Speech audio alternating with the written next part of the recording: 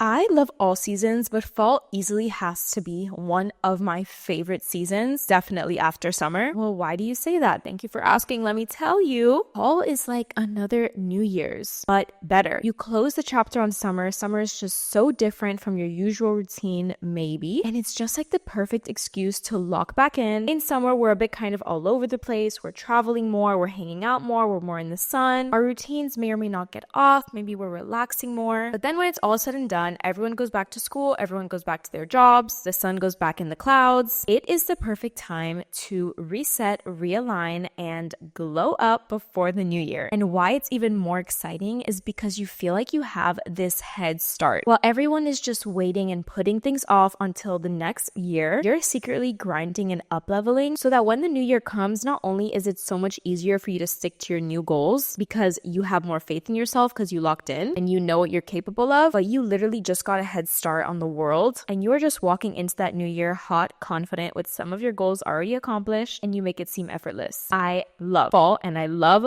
fall glow ups. And especially, just a little bonus, if you are the kind of person who travels for the holidays like December time, wouldn't you want to go on vacation feeling like your best self? Exactly. Let's get into how you're going to glow up and lock in before the new year starts. Welcome back to the creation of her. Whether you're listening from YouTube, Apple Podcasts, or Spotify Podcasts, I'm so happy you're here. We talk about all things from glow ups to mindset shifts to feminine energy to productivity, consistency, and literally everything that you need to close that gap between who you are now and the woman that you were always meant to be. I don't know why I'm so pumped for this episode. I think it's because I genuinely took my time planning it and put everything from the top of my head and from my own lived experience into today's episode. It's very intentional, very real. And you already know, but if you're not new here, I do not like any of the fluff. I like actionable steps and I like the real truth. So that is exactly what I'm going to give you, even if it's what you don't want to hear. Step number one, obviously you have to revisit your goals if you made goals either throughout any time, like throughout this year or in the beginning of the year. A lot of you made goals at the beginning of the year or the beginning of the quarter or whatever the case, and you have not looked at them since. That's an issue. We gotta pull those goals right back out. And if you didn't write any, then just think of the ones that are on the top of your head. I know you have things, goals and results you want to see, etc. Pull those goals out of the drawer, of the Docs app, of your head, and let's reflect. What has gotten done? What has been completely neglected? What have you not gotten to? What did you accomplish? Now, I want you to look back at those goals, and I have something for you in a bit if you don't even have goals. But I want you to just kind of fish out like the top 3 to 5 goals that if you were to accomplish them, if you were to either accomplish them before the new year or make progress in them before the new year, that those things would change your life the most. And we're going to focus on those. I don't know about you, but sometimes in the new year, or at least I used to do this, I would write down a whole bunch of goals and I would get to nothing because it was just so much. Basically, just don't want any fluff. Okay, we want the things that really matter. Once you have those, we're gold and we have something to work with. Because if you want to lock in for the new year, we have to know what you're locking into. But if you don't have goals, and even if you do and you just feel like you want to revise them, revisit, or just even make new ones that align more, let's get into how you have come to the right person. Before we get into this, I need to make sure that your mindset is right on even making goals in the first place. Goals should not be a thing that you look at and you're like, oh, like I gotta work towards this and like I gotta give up like part of my life and part of whatever to get this. Goal making is fun. Goal reaching and goal achieving is fun. And the thing about goals is that they kind of never end. And that's not necessarily a bad thing, right? We're humans. We're meant to grow. We have this innate desire in us to just strive for the next thing. And that's kind of beautiful, to basically always be growing. And you're allowed to simultaneously be content with who you are, what you have, where you've been, and what you've learned, while also constantly growing and constantly expanding your beautiful energy in this world. You're allowed to be content with who you are and what you have now, while also striving for more and reaching for more growth. But let me tell you what goals actually do for your daily life. Since the goals never really end, you achieve one and then you have another one waiting for you. You need to shift the majority or almost all of your goals from results-based goals to action-based goals. So what does that mean? For example, I'm going to do something that's like very mathematical. Let's say you want to lose weight, right? You want to lose 10 pounds. Instead of having your goal as losing 10 pounds, you're going to have to figure out your calorie deficit, and your goal is going to be hitting this deficit every single day with X amount of protein, right? That's an action-based goal, because you can look at a results-based goal on a piece of paper for the rest of your life, but if you're not actually doing something towards it, you can easily get nowhere. And that is extremely discouraging, and that's not not fun. Goals should be broken down into the action that you can complete every day. Have an accountability system on that action. And with all the habits and the actions that you conjure up for your day-to-day life, they also need to be either fun or fulfilling and or purpose driven so that you're actually falling in love with what you're doing every single day. Because if you're not in love with the action, if you're not in love with the day-to-day, you literally have nothing. Because once you get to that goal, you get to that goal and life goes on and there's just always something else waiting for you. But if you can fall in love with what you're doing every single day, then you're gold, because what actually matters is our day-to-day lives. Your days make up your entire life. So if you're not in love with the process and the journey of it,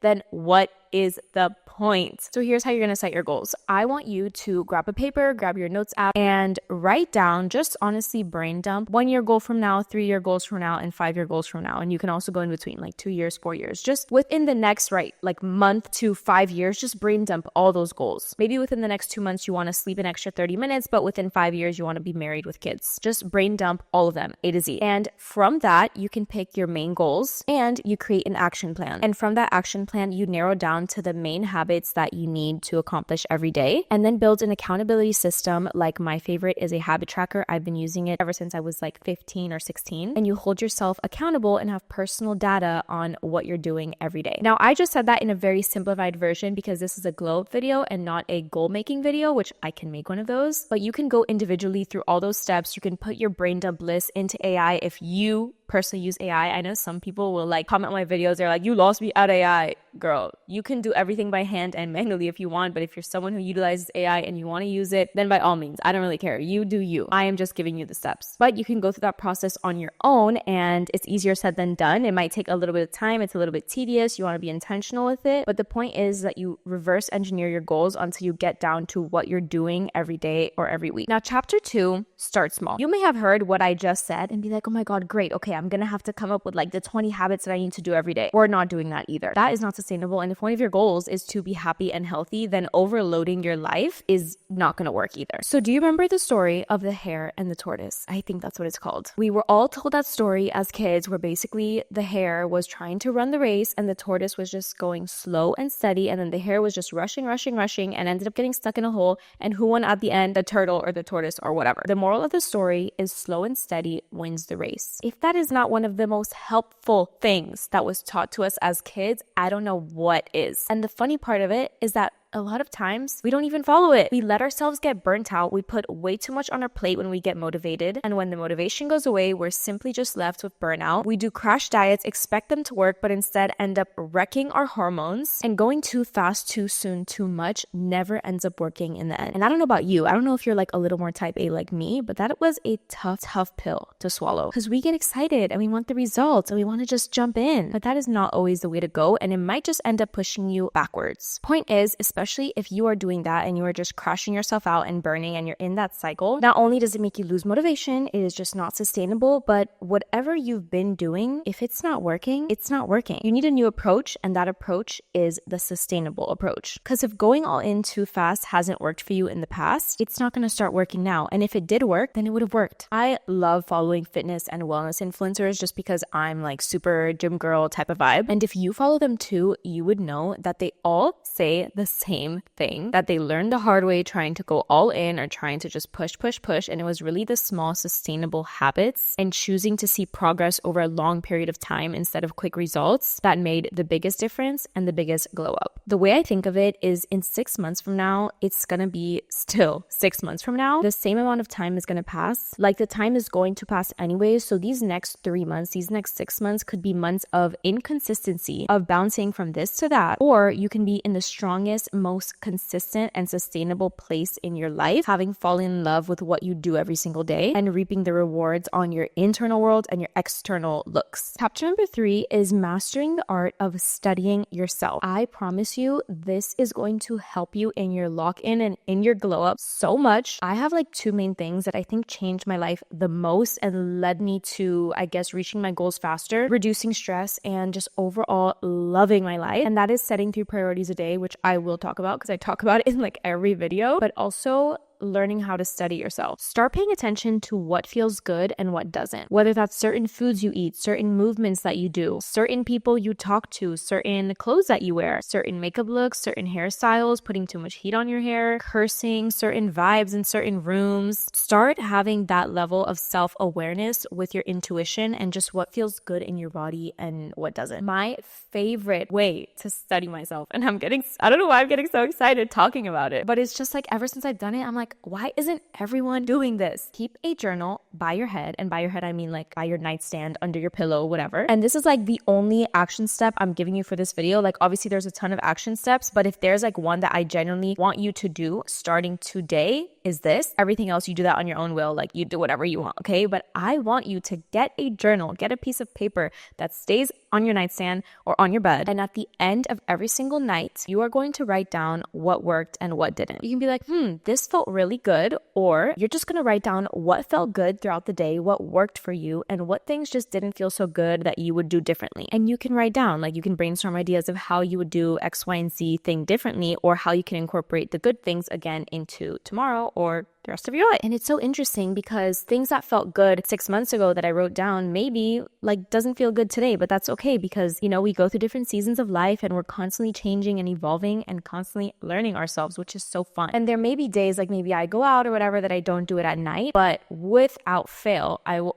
also on Sundays 1,000% write down what worked that week and what didn't, because you can kind of like look at the week from, I don't know, like just a panned out view of the week, and you can think back at the things that worked and what didn't, and where you dropped the ball during the week and where you were able to be really consistent because you did something in some way. So your routine and your life and the way you live, you can constantly be making little tweaks to it based on what worked and what didn't. For example, here's something that I know I'm going to write down tonight. So recently I have been going to the gym at 6 a.m. and my lifts are pretty intense. So I had to start eating at I started going to the gym at 7 a.m. So I had to start eating at like 6:30 a.m. So I've been experimenting with different pre-workouts because not like energy drinks or whatever, but like different pre-workout meals. So some days I'll eat something and midway through my workout, I'm like literally starving. And then other times it's like a bit more satiating, but it's like too much fat. So I feel kind of sluggish. Anyways, point is I've been experimenting. Today was the very first time I made protein oats, and it was the very first time that I was not starving by the end of my session, and I had so much energy. However, after I had the oats, I had made this little matcha, but I didn't want to bring the glass into the gym with me, so I kind of chugged the matcha before the gym, and it gave me I know that feeling. I know the feeling when I drink caffeine too fast, and it just gave me that feeling. So for the first half of my session, I felt so sick to my stomach, but I know it was from drinking the matcha too fast. So that didn't feel good, but the protein oats felt great. So that is just little things like that make such a big difference. You're studying yourself, and you get to use yourself and your avatar and your life as a literal experiment. Next, I need to talk to you about stress. So this video, we're talking about glowing up and locking in. I'm glad, we're on topic. So in that case, what is the thing that is the literal opposite of locking in and glowing up? And that is stress. Stress is the glow down hormone. And in order to get rid of stress or reduce it to a healthy level, you're probably going to need to tweak some things. And that's okay, because it'll lead to better health, better physical health, better mental health, better productivity, and more glow literally in your skin, because stress makes you kind of crinkle up like a raisin. You just look like you got electrocuted. Your body is not functioning properly. You're holding onto water. You're holding onto excess fat. Everything is just worse with too much stress. Now that is a whole journey, but there are little tweaks that you can start making since today. So here are the 10 main stress-inducing mistakes that a lot of people tend to make. And mind you, these 10 things are all things that I've been through as well. So I know that by managing them and or getting rid of them, that you will see a big difference in your stress levels. Number one is caffeine misuse. Either drinking too much caffeine, because that really raises your cortisol levels, or drinking it on an empty stomach, or drinking it as a meal. That is going to spike your cortisol. It's going to spike your stress. I switched from coffee to matcha. Most days I don't even have matcha or tea, and I will only allow myself a coffee now once a week. And even at that, I just feel so good not drinking energy drinks anymore and not drinking coffee anymore that I usually won't even want it. Number two is skipping meals or inconsistent meals. I do think there is a truth to not needing to eat that much throughout the day. I think as a generation, not as a generation, but as a country, if you're from the States in general, we just eat too much. And there's a lot of benefits to having fasting periods and eating periods. I've been through that as well. well. I think that for women, it can be a little bit trickier. And I know the majority of my audience, they are women. You need to find out what works for you. But personally, me, especially as a cycling woman, and especially when I'm towards the end of my cycle, I do not want any kind of skipping meal, inconsistent meal situations. Stress is reduced a lot more when things are just structured, planned. If you have like more or less like the same kind of like meal portions around the same kind of day, around the same kind of time of day. It doesn't have to be exact. It doesn't have to be perfect. But if the eating is just all over the place, you're going to cause a lot more stress for your body compared to having like a loose structure around food, which is like 2 to 5 balanced meals a day, whatever works for your schedule. That's like protein, fat, fiber, carbs, the basics. It sounds really simple and like duh when I say it, but a lot of people don't actually do it. Number 3 is lack of quality sleep. I don't know about you, but sleep is like the biggest thing for me. If I do not get good sleep, just everything is out of whack. I'm a horrible person, and my stress, I'm just so stressed. My appetite is crazy, and just the lack of sleep is probably the worst thing to ever exist in the entire world. With sleep, you recover. We know that. I personally use an Oura Ring. That's how I track my sleep. So I know when I'm getting enough sleep, and that is great for me. Not everyone has some kind of tool or wearable device that tracks their sleep, but if you don't, just having a consistent bedtime and wake time could be really great for you. And honestly, just use this lockup to enter your grandma era and start going to sleep early and really prioritizing and taking care of your sleep. Number 5 is the lack of intentional rest. If you're going throughout your entire workday, your entire school day, and you're not even letting yourself rest during like your lunch break or like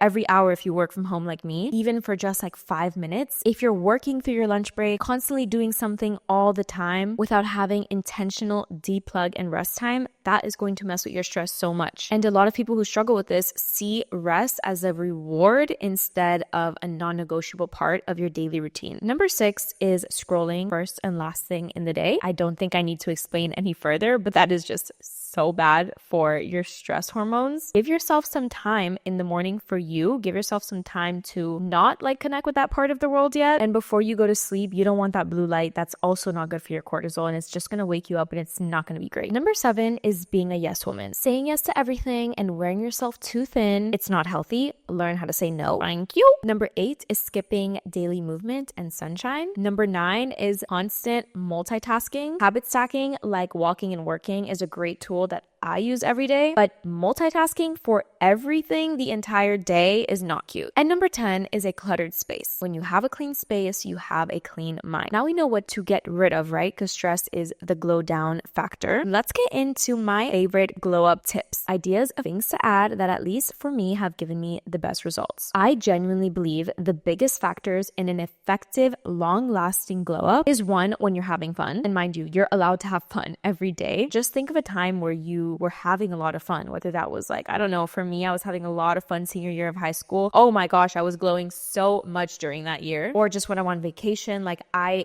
just glow when I'm having fun. And I had to realize at some point that I didn't have to wait for a certain like time in my life, a certain institution or vacation for me to have fun. It can be incorporated into your daily life. Number 2 is also taking care of your health from a place of love and sustainability. And number 3 is replacing your current drainers with colors. Okay, number 1, my favorite glow up tip is steps. And I know everyone talks about steps, and I heard people talk about it for so long before I decided to actually do it and actually track my steps every single day. And I have been doing 10K steps like at least 95% of the days this year ever since January. And it's easily made one of the biggest differences in my life. Let me tell you why I love steps so much. Number 1, it helps to reduce stress. You have better mental health, better overall health. It's an easy way to pat yourself on the back every single day when you finish your 7K steps, 10K steps, 15K steps, whatever your goal is. I would recommend starting with like 2 to 3K steps above your current step count. Steps are also such an easy way to habit stack. I have a treadmill under my desk, so I work while I walk, and it helps me focus so much. And lastly, steps can be a great social activity. My friend and I walk after every upper body day. You can go on hawker walks with your girlfriends. You can talk on the phone while you walk. Not every social activity has to be surrounded around going out and eating or spending money or shopping or whatever the case, even though shopping is great for steps. But you can just go on a hawker walk as an activity, like have a hawker walk girl walk date. Number 2 is gratitude. Gratitude equals glow. Okay, let's go through it again. Gratitude equals glow. Gratitude is like the biggest correlating factor to happiness, and happiness glow, it's just what gives you that aura effect. You know what I'm talking about when there is that woman who walks into a room and she might not be the most conventionally pretty woman, but she has aura, like she's just like her aura is glowing. Implementing a daily gratitude practice will do wonders for your glow up, but not only your glow up, like your mental health and everything. The more gratitude you have, the more gratitude you can practice, the more happiness you will have, the more groundedness you will have, and the glowier and happier you will be overall. So why wouldn't you? Number 3 is focusing mostly on whole foods. Now, I'm very careful on my channel, on my socials, and even just in my personal life, talking about diets and food choices, even though focusing on whole foods is not a diet, but I just mean like your overall diet, like what you consume throughout the day, just because I have been through a lot of turmoil with my relationship with food and all of that. So I just prefer to not talk about it sometimes. But now, having been on the more healed side of all of that, incorporating a lot more whole foods and having the majority of my diet be made up of whole foods, it's not a fat loss thing for me. It is generally something I believe everybody should be doing. Like, it is just the normal way that we're supposed to eat. The kind of access that we have to processed food is not normal, and people are getting sicker and sicker every year because of it. Why would anyone want to fall victim to that? When you eat a lot of processed junk, and I'm not saying you can't eat any at all, because that's not true either. You have a craving, whatever, have it. I do too. But when you eat a lot of processed junk, especially like the standard American diet, and like the majority of your foods are like processed packaged foods, your body is stressed. We already talked about stress, but your body is stressed and inflamed. For me,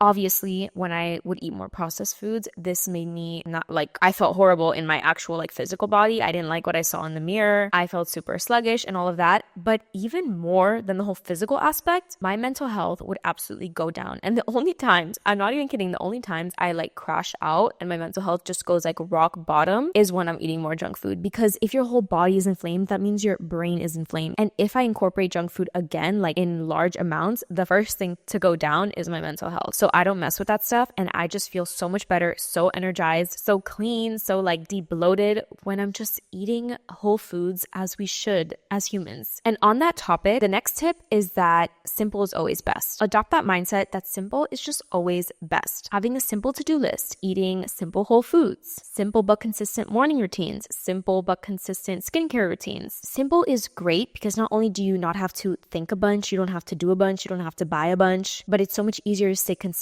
and you get real results from staying consistent. Next is to spend time with people. I don't know where like the whole hustle culture thing got it from, of like locking in, isolate yourself, and show back up in 6 months, and that leads to like loneliness. I don't know if you knew that, but that's like so not cute, and it's not gonna look cute on you. I am obsessed with the idea of blue zones. Okay, if you don't know what blue zones are, they're basically these areas in the world. I think there's like around 7. You can fact check me on that, but they are areas that have the most centenarians, and centenarians are people who live to 100 or over. So I've watched lots of documentaries and read articles and whatnot over the years on blue zones because these people are living long and healthy lives. So I'm like, well, I want to know what they're doing. And it's so funny because especially after I watched like the last documentary on blue zones that I watched, and they went to like different countries, right? Like every area had their own pillars. Like their diets were different, especially depending on like where they live. Their exercise was different as well. But the thing that was funny is that the one pillar that I saw in all of the blue zones that was consistent was community. All of these people have strong community and lots of social time. I genuinely believe to my core that it doesn't matter how much you work out, how great your skincare routine is, how healthy you eat. If you are isolating yourself, if you are not spending quality time with people, you are overall just doing yourself a disservice, and you are not going to reach that level of health, that level of glow up, that level of satisfaction that you want. You relax when you're with people. You feel connection when you're with people. You release oxytocin when you're with people. If you want a real glow up, not only on how you look, but how you feel, spend more time with people. Have social things, whether it's with family, friends, or even just in new groups, at least 3 times a week. Next is personalization. Now, this one's going to be kind of quick, but obviously if you don't feel confident in your current, lineup of hair care routines and like the clothes that you're wearing, you're going to have to focus a bit more on the area of personalization. Up your style, watch videos on styling, especially like, for example, me, I'm petite, so I follow some like petite fashion influencers influencers and they teach you how to style like for your body type or whatever the case. You can make a Pinterest board on different outfits that you can put together. Like if you see a picture and you're like, well, either I can buy this clothes or I have pretty similar clothes in my closet so I can put together an outfit kind of like this. Do that. You can come up with new go-to hairstyles,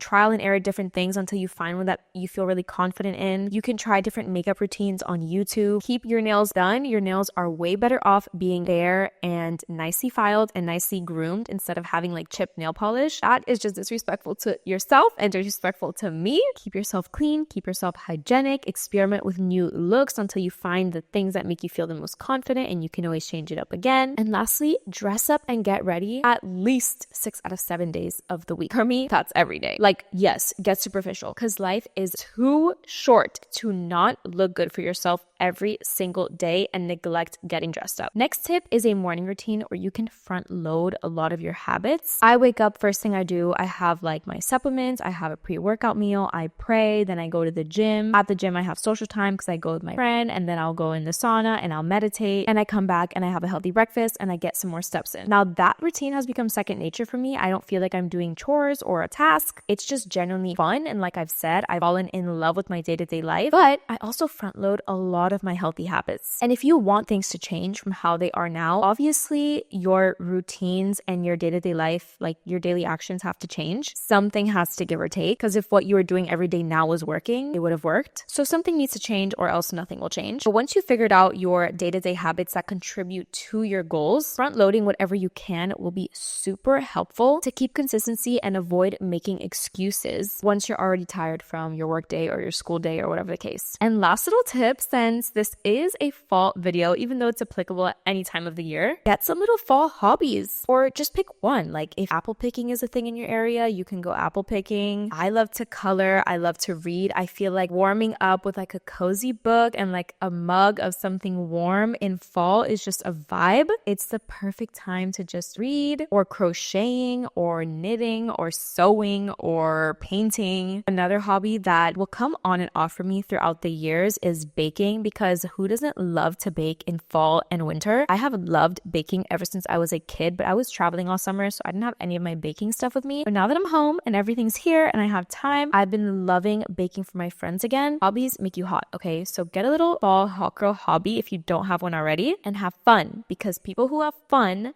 are glowing. And last chapter of today's episode is accountability. You could have listened to all that. You could have been that person that just watches a lot of self-improvement videos and implements nothing. I know, I'm calling some of you guys out. But if that's the case, then there's no point. If you wrote your goals and you came up with the actions you have to do every day, but you don't actually do them, what is the point? You just wasted, I don't know how long this video is going to be, but it sounds pretty long, so I'm assuming you just wasted like 30 minutes of your life. When it comes to developing an accountability system, the goal is reminders, accountability, and personal data. If you did not see the results you want to see in a few months from now, you should be able to look back and be like, oh, because I actually wasn't consistent with this. I actually dropped the ball on this. I actually didn't follow through with X, Y, and Z. At the end of the week, when you go to write down what worked and what didn't work this week, if there's a habit that you're consistently missing or skipping, see what system didn't work. See if that habit actually is correlated to your goals, and think and implement of how you can approach the habit in a new way, with a new system and with a new method of prioritization. And mind you, everything you do, everything you're holding yourself accountable for should be from love, and it shouldn't be a punishment or a restriction. If you look back at your habits, if you look back at the things that you're doing every day, the actions you're taking, and something just feels icky and you're just like, I know that one's not from love, either cross it out, change it, or change your mindset around it. Personally, my favorite way to hold myself accountable, like I've said that I've been doing for years, is having a habit tracker. I write down, I don't know, my 5 to 7 habits. Sometimes it's less, sometimes it's more, depending on my bandwidth. And I'm very honest with myself. Now,